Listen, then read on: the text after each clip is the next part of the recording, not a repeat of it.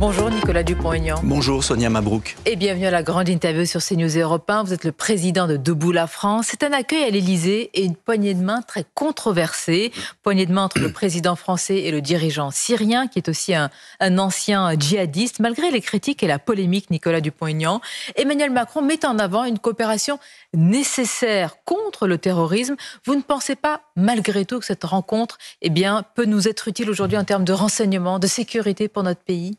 Vous plaisantez?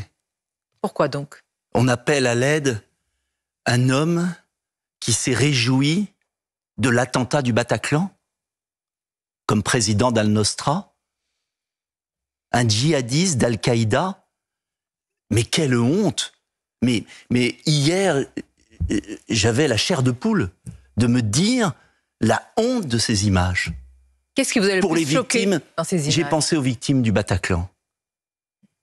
Mais quelle image de la France! Emmanuel Macron a mis du sang sur la main. C'est insupportable pour moi. Il mérite la destitution, plus que jamais. La destitution pour avoir reçu, malgré tout, un terroriste par intérim. Un terroriste. Il préside aux destinées d'un pays qui est un carrefour dans la région. Mais un carrefour, quelqu'un qui s'est réjoui des attentats.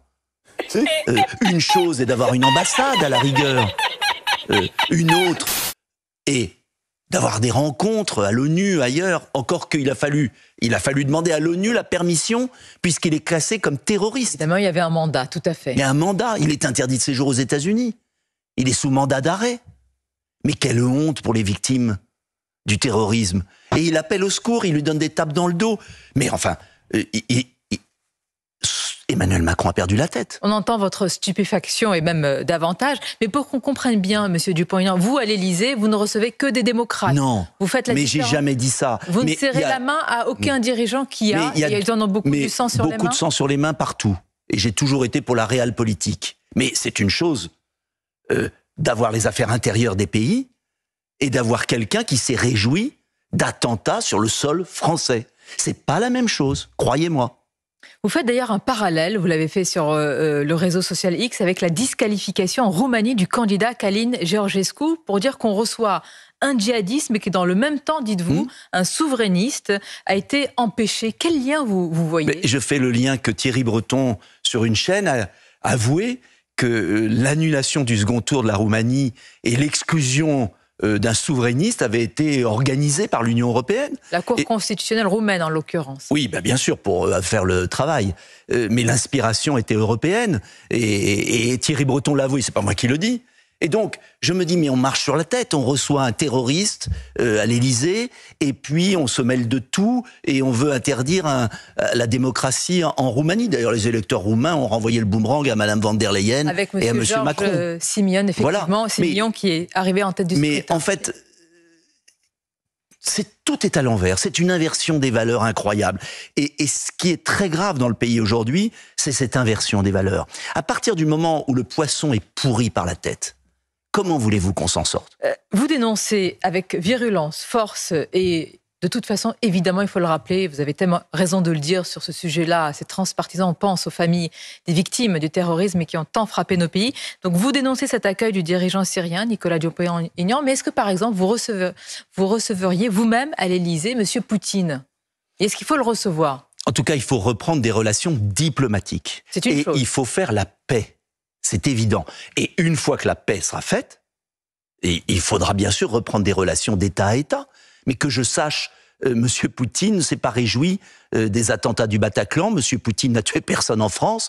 Et c'est là où il y a deux poids, deux mesures en permanence. Certains, il a du sang sur les mains avec ce qui se passe aussi sur le plan ukrainien. Il y a un conflit en Ukraine. Des deux côtés, ils ont du sang sur les mains. C'est un conflit qui va se régler, enfin, grâce à Donald Trump, qui veut tout faire pour le régler. C'est dur, mais c'est vital. Et si l'Europe veut peser au XXIe siècle, je le répète depuis le début du conflit, face à la Chine et face aux États-Unis, si l'Europe veut être adulte et la France libre, il faut reprendre des relations avec la Russie. Et c'est fondamental, au lieu de mettre de l'huile sur le feu, et je regrette, je l'ai déjà dit... C'est la France qui met de l'huile sur le feu, monsieur Nicolas Dupont-Aignan, aujourd'hui? C'est la France, l'Angleterre et l'Allemagne qui sabotent les efforts de paix de Donald Trump.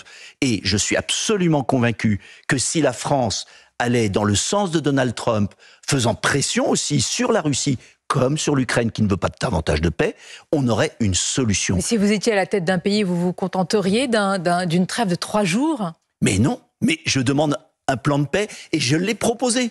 Avec, bien évidemment, ce qu'a proposé Donald Trump, la non-appartenance à l'OTAN, ce qui était voulu par Jacques Chirac, donc ce qui était un modéré quand même.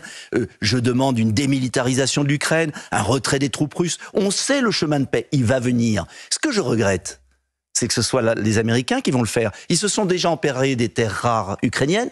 L'accord avec l'Europe, d'ailleurs, Zelensky a laissé tomber l'Europe. Ils se sont emparés des terres rares. Ils sont en train de négocier une reprise des relations diplomatiques avec la Russie. Des accords économiques considérables pour contourner les terres rares chinoises. Et nous sommes les idiots utiles.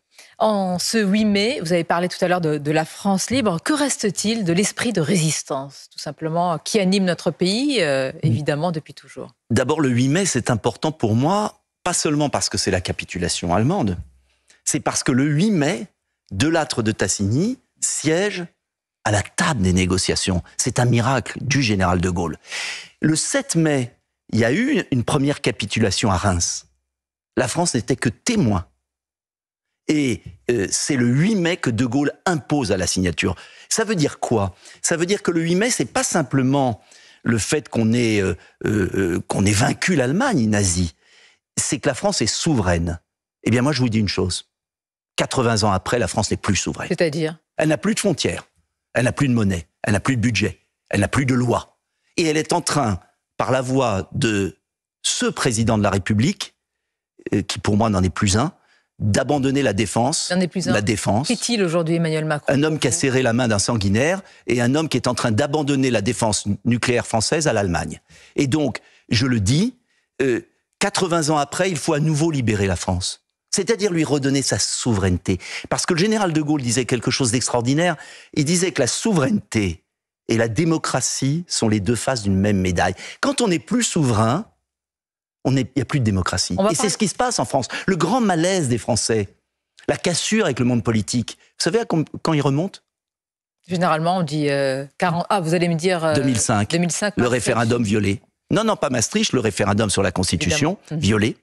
Ça veut dire quoi? Ça veut dire que les Français découvrent que leurs hommes politiques sont dans un théâtre d'ombre.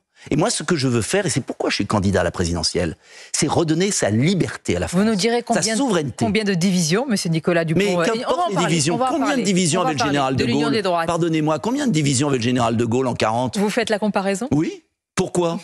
Parce qu'on peut vous reprocher un trop-plein. Mais qu'importe quand un pays. Mais qu'importe quand un pays est occupé. Vous voulez dire même combat avec le général de Gaulle aujourd'hui? Combat pour la libération de la France qui doit reprendre avec les Français qui le veulent. Mais qui ne porte pas ce combat très sincèrement dans la classe politique? Ah mais en parole, oh là là, rassurez-vous, en parole, plein de personnes. Mais ils sont dans le gouvernement de celui qui reçoit ce sanguinaire. Ils sont dans le gouvernement de celui qui abandonne la dissuasion nucléaire de la France. Dans ce gouvernement, je crois savoir que vous avez une estime pour M. Retailleau. Est-ce que j'ai raison d'employer ce mot? J'ai une estime pour lui, et donc, parce que j'ai de l'estime pour lui, vous lui demandez de rompre? Je lui dis qu'il doit partir d'urgence. Il se compromet dans ce gouvernement. Tout le monde sait ce qu'il veut faire. Il a du talent, il a les idées claires. On a souvent proposé les mêmes choses. Mais pourquoi il se compromet dans ce gouvernement? Je vous pose une question. Il y a un moment, il faut de la clarté. J'entends. Sonia Mabrouk vis-à-vis des Français. Est-ce qu'il vaut mieux un ministre de l'Intérieur qui agit, c'est ce que vous pensez, à l'intérieur et qui, semble-t-il, de votre point de vue, fait des choses, ou quelqu'un d'autre qui ne partage pas vos idées? Il n'a pas les moyens d'agir. Il agit à la marge. Il se compromet. Et les Français, aujourd'hui, ont besoin de clarté. Moi, je veux rétablir des frontières pour contrôler l'immigration. Je ne veux plus obéir aux lois de Bruxelles pour pouvoir rétablir la sécurité. À ce sujet, pardonnez-moi, puisqu'il va... Voilà, je ne veux pas qu'on signe le Mercosur qui va détruire l'agriculture française. On va faire les sujets les uns après les autres, Nicolas Dupont-Aignan. Par exemple, s'il y avait un sujet, une question à soumettre aux Français par référendum, ça va être le cas, Emmanuel Macron va en annoncer plusieurs peut-être la semaine prochaine, quelle serait cette question? Le rétablissement de nos frontières nationales, car un pays qui n'a pas de frontières, c'est comme un appartement qui n'a pas de porte, c'est comme une maison qui n'a pas de fenêtre. Et sans rétablir les frontières nationales, vous pouvez expulser qui vous voulez, il rentre. Et l'armée à nos frontières.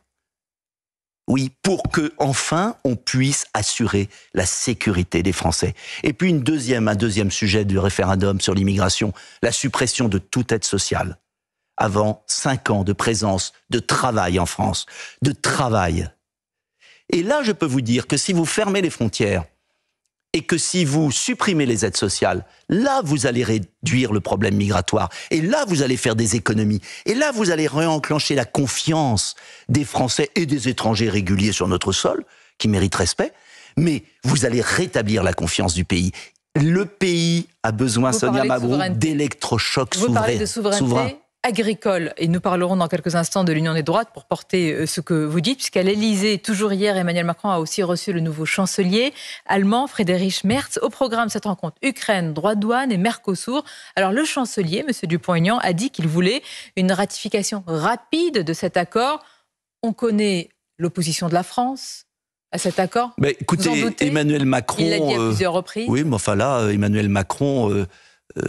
n'a pas semblé très ferme vis-à-vis du chancelier. Mais pourquoi voudrait-il, porter atteinte à la souveraineté agricole de son propre pays ? Parce qu'il aurait dû dire depuis le début, quand Mme von der Leyen a signé l'accord dans le dos de la France, il aurait pu dire « je mettrai le droit de veto ».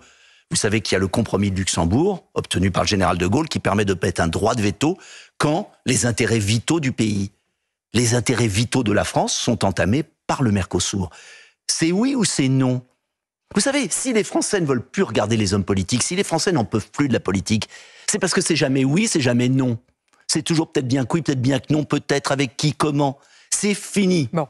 Il faut remettre de la clarté dans la vie politique parce qu'on est indépendant ou on est soumis. Alors, c'est Moi, oui, je veux qu'on soit indépendant. J'entends. C'est oui ou c'est non pour l'union des droites. Mais attendez, je vous soumets ce qu'a dit hier Laurent Wauquiez à cette même place, à la grande interview. Il a entrouvert la porte pour une union des droites. Par exemple, il a vanté les qualités, a-t-il dit hier, de Sarah Knafo. Mais il dit que c'est une alliance avec les Français et pas les appareils. Il a raison.